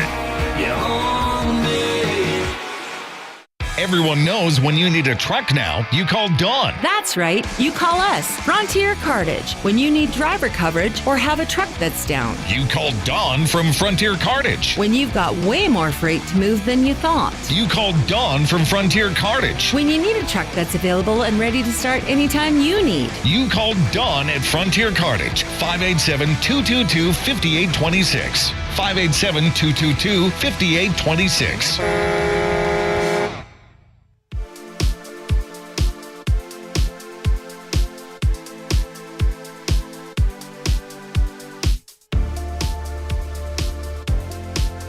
We're back here on EST Afternoons on this Friday. It's a rainy one, but we got our EST bash. It's going to be fun. We're out at the St. Albert Rugby Club. We'll be watching the Elks and Alouettes battle it out from Montreal. It's Benny the Jet. It's Matthew Wanick. It's Hernan Salas, and we're very pleased to welcome back an old friend, John Horn from Around the Horn Media, to the show. John, how you doing today?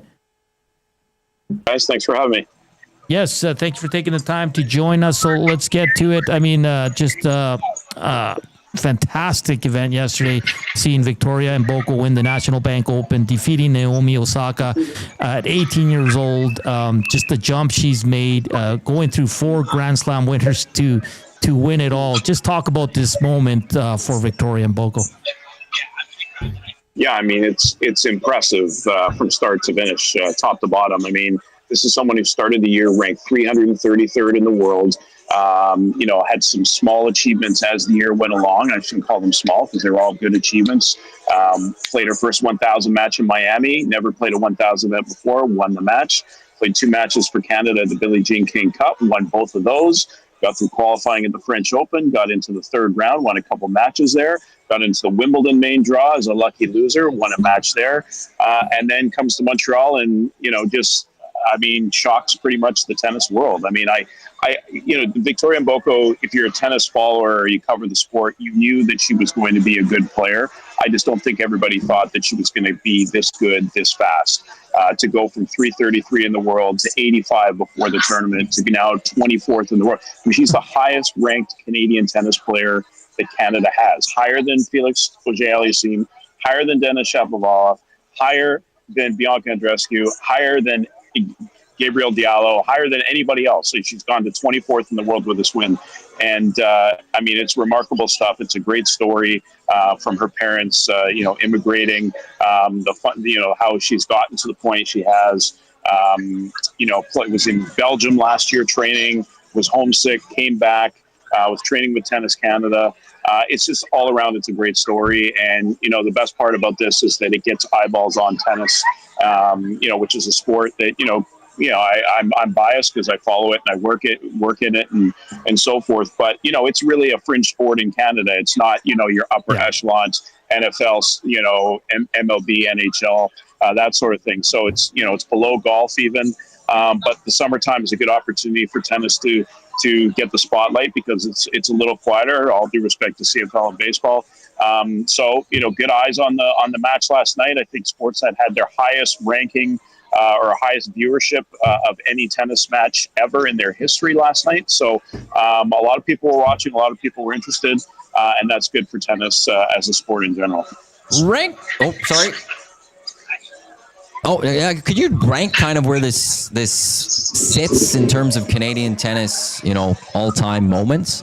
Like, I'm assuming Bianca Andreescu winning at the U.S. Open is up there. It's got to be. I don't know which one would kind of in your eyes would come first, or the Davis Cup victory. Where would this fall into your eyes in the significance for Canadian tennis? Yeah, I mean, it's right in there. I mean, we've had a good little run of things happening. Bianca's U.S. Open win was obviously great in 2019. Leila Annie Fernandez getting to the U.S. Open final in 2021. Then you had the Canadian Men's Davis Cup team winning in 2022, first time that's ever happened. Then the Women's Billie Jean King Cup team wins the title as a team event, just like Davis Cup. They won that the next year. So, I mean, I mean, this has got to be right in that mix. I mean, probably higher just because of the fact that it was done on home soil. So, I mean, I think it's hard to say that you can't say that anything tops Bianca Andreescu's U.S. Open title in 2019. I mean, that was the first time a Canadian won a singles title at a Grand Slam. So I think you have to put that number one. Davis Cup, is right there as well. So is Billie Jean King Cup. I didn't think the Billie Jean King Cup, though, the competition was quite as strong just in terms of the countries that they had to defeat. So I'm not going to take that away from them. But I could slot this into number two. I mean, I think it's pretty impressive. The fact that she won it as a wild card, she wasn't seeded, she wasn't a top player, not expected to go deep into the tournament. She defeats 4 former Grand Slam winners. She beats 5 or 6 top 100 players. She's got 9 top 50 wins now in her career. The players that she defeated Coco Gauff, who won the French Open this year. Although Gauff didn't play great in that match, it still counts the number 2 player in the world. Rybakina, who she lost to in Washington 10 days before, comes back and gets revenge and wins that match the way she won it. Although Rybakina made a few too many mistakes towards the end, probably should have won that match in all honesty. But just, I don't see why you couldn't put it as number 2 on the list just because of the fact that she did it on home soil. And I think that makes it extra special. John Horn from Around the Horn Media joining us here on EST Afternoons. John, Victoria Mboko and Naomi Osaka have both withdrawn from the Cincinnati Open to get ready for the big tournament coming up, the U.S. Open here. What can you tell us about that? Well, I think it's just precautionary. Mboko, she fell in her match earlier in the tournament, and she hurt her wrist a little bit. And I think it's more precautionary. She went and had an MRI, said it was bothered, nothing structural, but wanted to, give it some rest after. There was actually some talk that she wasn't going to play the final yesterday because of the injury. So she went and had the MRI. Obviously, she may have got an injection, not sure, but her wrist was heavily taped. So I think it's more precautionary. I mean, look, she's 24 in the world now. I mean, I don't think she ever would have expected that, I just won't play the Cincinnati Open. It's a 1,000 event. I'll just take a pass on that. But now, I mean, when you rank 24, she's going to be seeded at the U.S. Open. I think that extra break is what she's going to need. And I think it's just precautionary. Same with Osaka. A little bit different. I mean, she lost the final. It was the deepest she'd gone in the tournament for quite some time. She'd struggled a lot with her game since coming back from maternity leave. She had a child not long ago, and she just hasn't really found her form. And this was really the best that she's played in a tournament in a big tournament for some time. She won a lower tier event earlier this year on clay, but I'm a little surprised that maybe Osaka's not playing. But again, you just don't want to have too many matches and get too overworked before a Grand Slam where you got to win 7 matches to hoist the title. So probably precautionary as well. Osaka was interesting last night. I thought she played a decent first set. Mboko, by the way, she wins 3 matches by getting trounced in the first set in 3 matches this week, and she didn't look good in against Boskova in that one match that she lost. She didn't look good in the first set against Rybakina, and then she didn't look that great. I mean, she wasn't terrible, but she wasn't that great in the first set against Osaka and won all 3 matches. But I was surprised with just the shift in Osaka's play, that she looked like, okay, she won the first set. She looked like she was in reasonable form, and then she couldn't hold serve in the second set. Her serve just completely let her down and got off to a slow start, and seemed to get agitated by the crowd. She's a player who gets a lot of support around the world, and was not getting any support whatsoever. Sort of a very casual, sarcastic little clap here and there for a couple points. But really, I mean, everybody in the building, not surprisingly, was cheering for Mboko, and it seemed to kind of affect her. She kind of suddenly had a moment where she just went off and started making mistakes, and it was very strange. And I thought the end of the match, her speech after losing the screens as well, and I thought she did a poor job of thanking everybody. I mean, she was very quick. She didn't thank Mboko. Afterwards, she said she forgot, but it was just the tone and the way that she said things. I thought at the end, she said, "I hope you guys had a good night." So it's like, well, of course they did. The Canadian won. So it was very sarcastic, and I just thought it was poor taste. And she's somebody I think is usually pretty good with that sort of thing, and I just thought she handled it very poorly. Okay, so she's new on the scene for Canadians. We know there's the 4th major coming up. Sometimes people go, couldn't she go win the U.S. Open? Can she go do this? What is the realistic expectation that you would place on Mboko for the U.S. Open? Is it to win a couple matches, make it to week 2? Like, what would you think is a realistic expectation for her as she gets set for the U.S. Open? I mean, I think a lot of it depends on, 1, how her wrist is doing. 2, when the draw comes out, who she's going to have to play in the early rounds. Look, the women's WTA tour right now is deeper than it's ever been. There's a lot of great players who play on the tour, and you could draw, just because you're seeded, say, 24, 25, 26 in the U.S. Open, I mean, you could still draw somebody who's 40 in the world, or somebody who's climbing back up the rankings who's on a good run. So it's hard to say. I mean, of course, like you said, the expectations now, whenever you're at the top, then you got to do more. So you win this tournament, it's like, okay, now you got to win the Slam. And it's like when you win the Stanley Cup, Florida wins 2 Stanley Cups. No, they got to win 3 now. Yeah. Or when Scotty Scheffler wins a major, now he's got to win the next one. Yeah. So the expectations are always high. Realistically, I mean, I'd be surprised if she gets past the quarterfinals. I think that maybe, just the she's played a lot of matches this year. She's got 53 wins this year, which is outstanding. There's a lot of those on the lower tier ITF circuit. So she's played a lot of tennis. So another reason why I think this break is good for her. But, it might be just a little bit too much. It gets hot and humid in New York, because now people are recognizing who she is now. And the U.S. Open will be very, very cognizant of her win in Montreal. There's a good chance that she might get on some bigger courts. So she may be playing at Arthur Ashe, or she might be playing one of the other big courts, bigger crowds, might be playing night match, prime time. She seems really composed out there. Nothing seems to really phase her one bit, but you never know. Maybe that would be a little bit of might be hard to handle. Look, you got to remember, she's just 18. She's new to the scene. There's a lot going on. She's going to have a lot of people pulling at her off the court for interviews and sponsor stuff and what have you. So it's going to be a really important time for her now, especially going into the Slam, to just continue to be Victoria Mboko, who used to be 333 in the world, not Victoria Mboko, who's now 24 in the world, who just won a 1,000 event. So I think that's really important. Wow, numbers just to throw out there. It's just incredible. Yeah. Hey, John, and just one last one for you. Maddie and I were actually working together when Bianca Andreescu won the U.S. Open. I didn't want to bring this up yet. And she was just, for me, I loved watching Andreescu play. I still do. But it's been rough since that moment. A lot of injuries, a lot of off time. She's only 25 years old. But, John, where do you see Bianca Andreescu going here? Because she has dealt with a lot since then, and we haven't seen her play a lot lately. Yeah, I mean, it's been rough, to be honest. She's had a couple of finals that she's gotten to. since that time, but hasn't won a tournament. Yeah, I mean, that 2017 run was, or 2019 run was pretty impressive. And it's very sort of cognizant almost of Jeannie's run Jeannie Bouchard's run in 2014. Only difference is Andreescu won a slam and Bouchard only got to a final at Wimbledon. But she also got to a couple semis at slams as well. Australia and the French, and she did win a tournament that year. So, but then she sort of fell off the radar as well, and has really struggled up until she decided to retire. Now she's doing pickleball. So, yeah, it's unfortunate. I mean, injuries are part of the sport, and unfortunately, in tennis, players get a lot of injuries.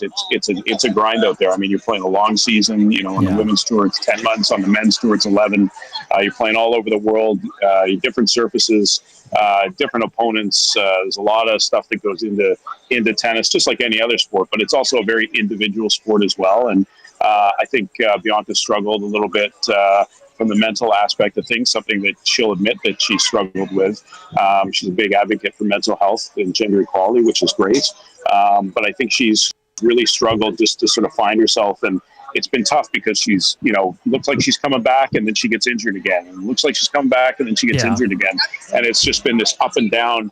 And it's really hard. Like when you get hurt, you go right down to the bottom of the rankings, got to work your way back up. You don't get into tournaments just automatically. You don't get the exemptions that you can get. There's something called protected ranking, which allows you to get into some tournaments, but then the protected ranking goes away after a while if you use them all up. So you got to rely on wild cards to get into draws. And then when you do get into draws, you're fighting. It's an uphill battle. I mean, I'm not sure if Andreescu is going to play the U.S. Open after that injury in Montreal, which again, like talk about an unfortunate injury. I mean, it's match point. She rolls her ankle and then she can't play after the matches after that. I mean, just it's brutal. And so she's not playing Cincinnati. And if she plays the U.S. Open, she's going to have to fight from the bottom again. I mean, she'll very likely get a seeded player or a tough player in the first round. And, just to get to the second round, she's going to have to beat a top player. And as it goes along, it gets harder and harder. So it's tough. It's a rough road, and tennis is not easy. But the advantage is she's 25 still, and I think she's got a really good head on her shoulders now. And she's very committed to improving. She wants to keep playing. There's been no indication that, she's getting frustrated and doesn't want to play anymore. But, I certainly credit her for the fight that she's given because, for all the injuries and all the things that she's had to deal with, it's been really unfortunate. And she was on such a high after the 2019 U.S. Open win. And again, sponsors coming at her and interviews here and there. And she was the face of Canadian sports in some ways, right? Like she was, you'd see her on TV for commercials all the time. And, since then she's written a book, a kid's book, which is cool. And, she's, as I said, big mental health advocate. She's really big on promoting Tennis Canada. One of the first people to congratulate Victoria Mboko when she won. So, I think in general, she's a solid woman who's got a good future ahead of her. I just don't know how much it's going to be on the tennis court. I hope she can, avoid these injuries, but it just so happens. I mean, it's unfortunate. The Canadian tennis players, we have this thing with injuries. I mean, Milos Raonic's been basically injured his entire career. Yeah. Vasily Pospisil dealt with a lot of injuries as well. You just can't avoid them. It's tough. And Jeannie Bouchard too, she had a lot of injuries too. So it's part of the sport, but you just hope that, even though she's just 25, she can make a comeback. And I'm sure we'll see her some more. It's just a matter of when that's going to be. John, great stuff. Always a pleasure having you on to talk some tennis. Enjoy the weekend and enjoy the upcoming tournaments. I'm sure we'll chat soon. Yeah, I enjoyed it. I heard you guys talking about the Elks, earlier. I still can't figure out why they're called the Elks and not the Elk without an S. That's been bothering me since they came up with the name. But they did speak to professors, and it's both work apparently. Both are. It is really? Proper. It is proper English to actually say Elks. That's what apparently. I've never followed up on that. I've taken their word for it. Maybe I should be a journalist and reach out to some professors, but apparently that's what it is. All right. So we can still say. So we can say mooses though too. Then. Maybe. We'll just say some professor said so, and we're good to go. John, just saying. Yeah, great stuff, John. All the best, my friend. All right, guys. Thanks for having me. Appreciate it. All right, John Horn from Around the Horn Media there talking all things tennis, Canadian tennis. I thought when you were bringing up 2019, Bianca Andreescu, I thought you were going to bring up the fact that we watched that together at the 1260 studios as we were getting set for the Labor Day rematch. Yes. I just found that in the second set, she was up 5-1. She won that set 7-5 because Serena made a comeback, but some point when it was 5-1, I declared it over. Yes, you did. I declared Bianca had won the U.S. Open, and as Serena was getting her points and making that closer and closer, you were so mad at me. You were very upset with me. She still won. She didn't even lose that set. I almost didn't do the pregame show because I was pissed off. I was like, stop, Jinx. Yeah. And I'll be honest, I love watching Bianca Andreescu. I love the passion. She's so talented. She's a character out there. And it's been, like John said, since that championship, it's been kind of just a steady decline of tons of injuries and a lot of things she's doing. I hope she can make it back because Canadian tennis is awesome when we have Victoria Mboko now and then Chapo and FAA. Hopefully they can take that next step. And Leilani Fernandez. Yeah, exactly. And there was another one that I forgot that John mentioned there. Diallo? Yeah. That's it. That's so I mean, Canadians, they're showing up everywhere in every sport, and they're highly talented. So I'm excited to see Victoria Mboko at the U.S. Open. That's going to be great. All right, to close out the show, we're going to spin the wheel of fun. We have our 5 contestants. We'll reveal the name, and we'll close it out and get you ready for the Reed Wilkins Show with Jay Mill. Here's Benny, Sports Update.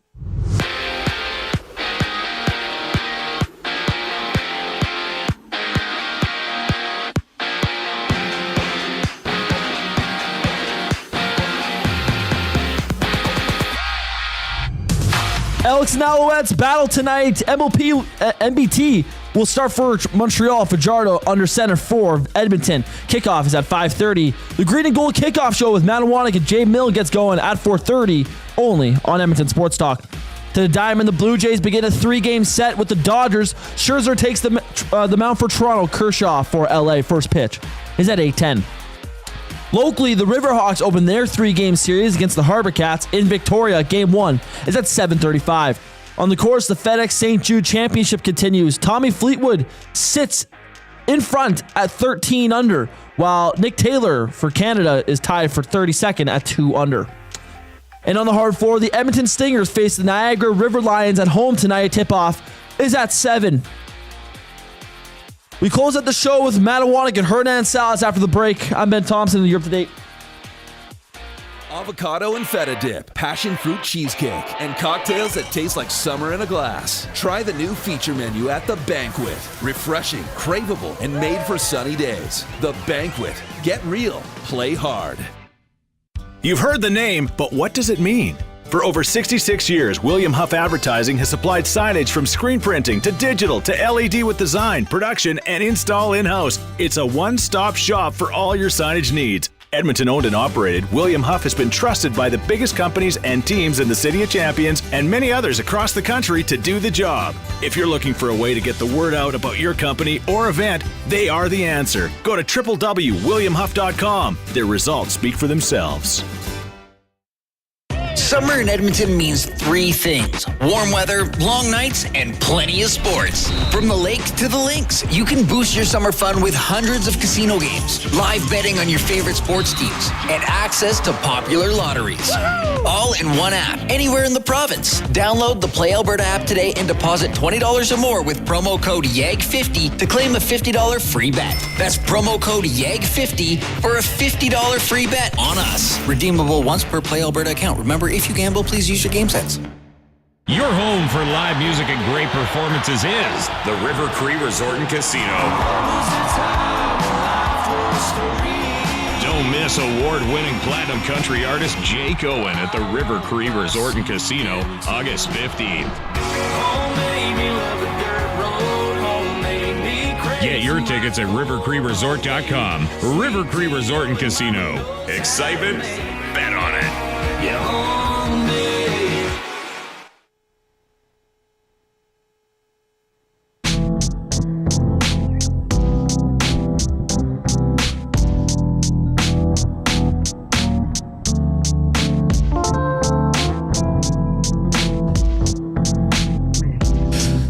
final segment here on EST Afternoons. Reed Wilkins, Jay Milne coming up live from the St. Albert Rugby Club. Then at 4:30, it's Iwanek and Milne for the Green and Gold kickoff show as your Edmonton Elks go for the win in Montreal. It's plus 30 down there. Should be a beautiful day. Look forward to seeing a lot of you down at the Nasty Bash. It's going to be a good time. All right. John Horn was awesome. Awesome. Absolutely fantastic. Who dis number 8? Your hints were scored 20-plus goals 4 times in his career, played World Juniors, and played for the Vancouver Canucks. Your player is Derek Roy. That's how you say it, right? Derek Roy? Yes, he's not Waugh. He's Roy. Our top 5 today are Rob from the Grove, Max Bezuzu, El Presidente, Old Gil, and Jay. And we're going to spin the wheel of fun. And here we go. And the winner is Max Bezuzu is on the board. He's got 4 points. He ties Aiden O'Neill. Let's go. Derek Roy, thank you all for chiming in and playing along. Max Bezuzu, congratulations. You're tied now, top of the leaderboard with Aiden O'Neill with 4, followed by Hersey, Old Gil, Big Uke, and Maximili with 2. Continue to do this throughout the month of August, so keep those coming in. Let's go. El Presidente says, robbed again. Why are you laughing at El Presidente? Max Bezuzu says, rigged? No. Second again from Rob from the Grove. Yeah, you're getting close, buddy. Big Uke says it's a farce. Hey, fill me in. Tommy's not relegated on this draft. We're gonna stuff? have to see. There's gonna be some. This is gonna be interesting.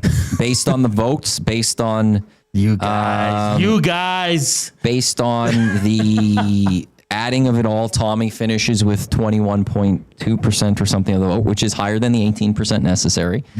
We went back, quickly listened. The wording was the penalty for this moving forward. If you promote your own thing, is a 2-point penalty. Okay. So even it doesn't matter even now which way it goes. Like Tom could get a 2-point deduction this draft, and it's still above the 18%. If Tom starts the next one at 2%, he's in. He's in. Seems like he's earned his way. So is Milne? Jay Milne got knocked out, and we haven't heard from him yet. So we're minutes away from the first appearance on Edmonton Sports Talk today of Jay Milne to find out where his head is at, because I'm very curious about this. And I've heard it's going to be quite the show. Okay, I'm worried. I'm worried. This may have been methodical. I'm worried about this. So we'll have to wait and see. Who comes in though? Is it automatically Mr. Wilkins? I don't think that should be. I believe there should be. Now, again, I'm not in charge of any of this. Yeah. Belsy and I on the Hangout, I think, came up with a great idea, which we need a draft commission to be in charge of all this. I think there needs to be. You need to earn it. We can't just award it to someone else. Why does Reed deserve to be in over Zach? No, I'm not saying he does. But that's why it was I think Zach would be awesome on the draft. We might have to dip into the lock shop, but... Oh, no, you don't get a show that day, nor does Reed and Jay. Zach's going to keep talking. I just think that's a 9, that's a 6th draft thing, because Zach's just going to talk so much. Okay, say there's 4 people in the office that want to get in, okay? Yeah. Well, that's the thing. There's got to be something that we can do where the 4 compete for... What? And how does Jay get back in? Well, I think Jay misses 1, and then he's allowed to come back and compete. Or is this just we have an order and he drops to the bottom of the chain and we come up? I don't know. We have yet to experience this with Edmonton Sports Talk. So there's a lot of unknown, Hernan. Yeah, it is. There's a lot of unknown. Because you and I don't want to be in a draft. I'm good. I think who would like I'm never going to win. No, I'm not going to get the votes. I already know that. I think Reed would like to get in.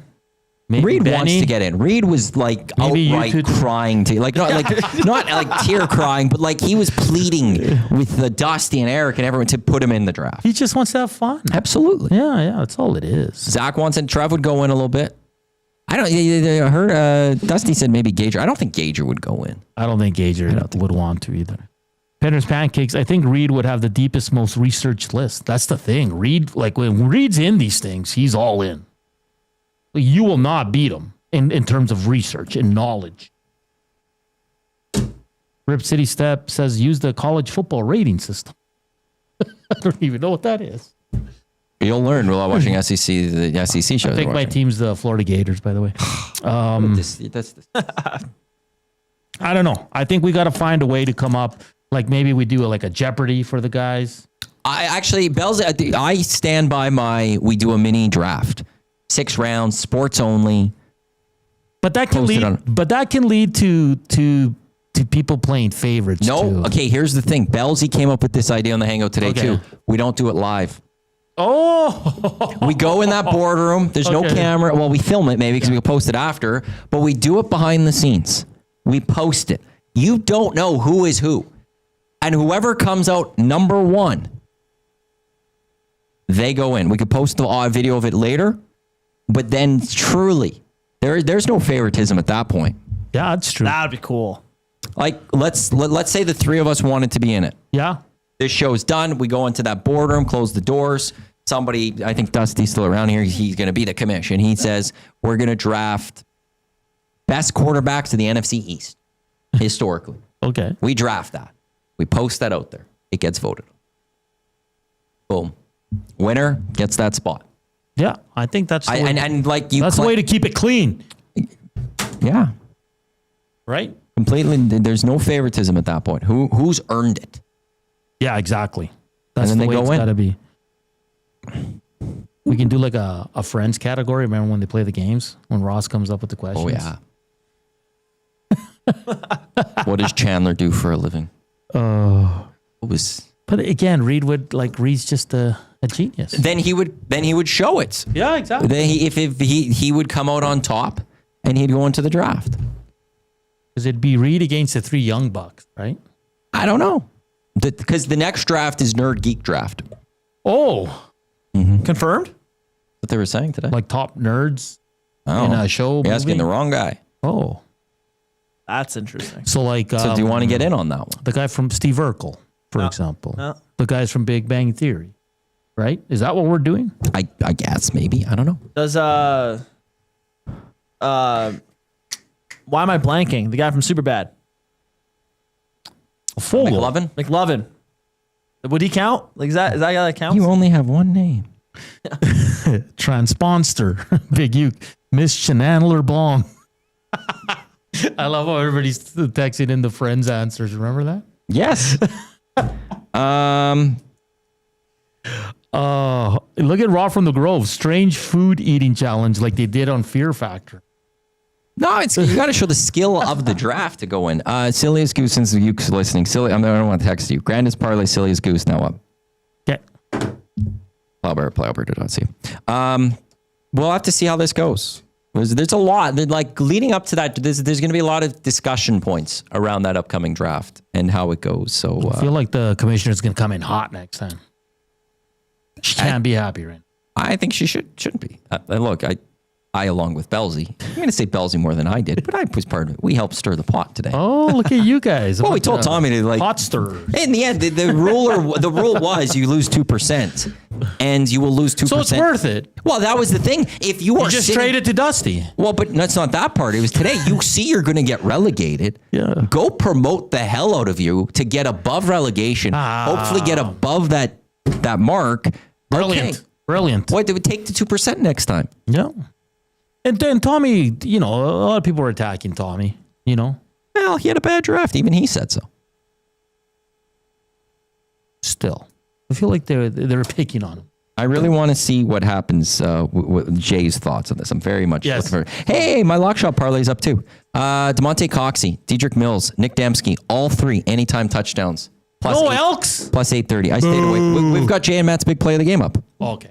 Elks plus 3.5, 48 total points in the game. Fajardo 275 plus passing yards. Rankin 50 plus rushing yards. That's plus 1,395.